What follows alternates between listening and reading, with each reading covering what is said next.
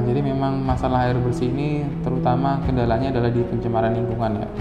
Semakin keruh tingkat kekeruhan sumber air baku kita, maka proses pengolahannya juga akan semakin berat. Prinsipnya sebenarnya seperti itu. Jadi memang musuh utama kita saat ini adalah adanya limbah-limbah yang masih mengalir ke waduk-waduk kita, ke saluran kita, seperti itu. Jadi selama ini Dinas SDA telah membangun kurang lebih sebanyak 7 unit IPA stasioner SWRU di Kepulauan Seribu.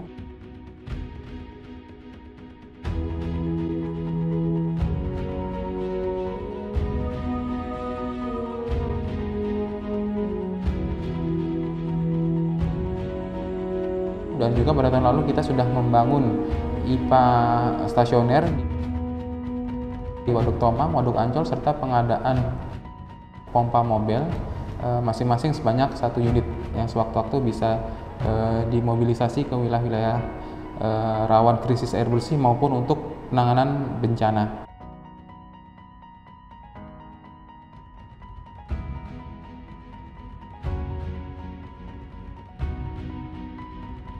Pengoperasiannya kita memanfaatkan air baku yang dari waduk yang bersangkutan. Misalnya di waduk Tomang kita menggunakan air dari waduk Tomang itu untuk sudah ada bangunan intiknya, kita masukkan ke bangunan intik itu sumber air baku, kita pompa, kemudian dia akan masuk ke kolam penampungan sebelum dia akan dilakukan proses treatment oleh si alat IPA stasioner itu sendiri.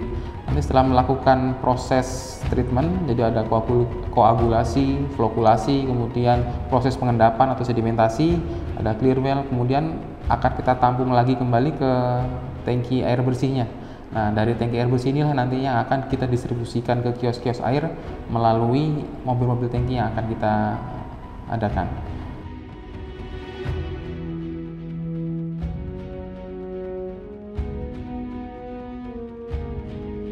Pada tahun 2021 ini juga kita rencananya akan melaksanakan pembangunan 1 unit IPA SWRO di Kepulauan Seribu, di Pulau Sebira tepatnya, kemudian juga 3 IPA stasioner di darat. Rencananya akan kita bangun di 1 unit di Setu Babakan, 1 unit di Sunter Selatan, dan juga di Rusun Flamboyan. Dan juga kita untuk menunjang itu juga kita akan mengadakan 10 unit pengadaan IPA mobile.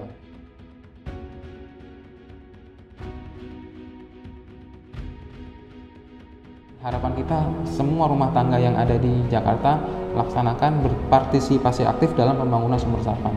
Kemudian juga untuk kemudian juga untuk industri-industri kelas menengah dan kelas tinggi juga lebih memperhatikan terkait limbah buangan industrinya masing-masing, agar untuk memiliki kepedulian terhadap lingkungan sekitarnya, jangan pernah untuk membuang limbah-limbah tersebut ke kali-kali kita.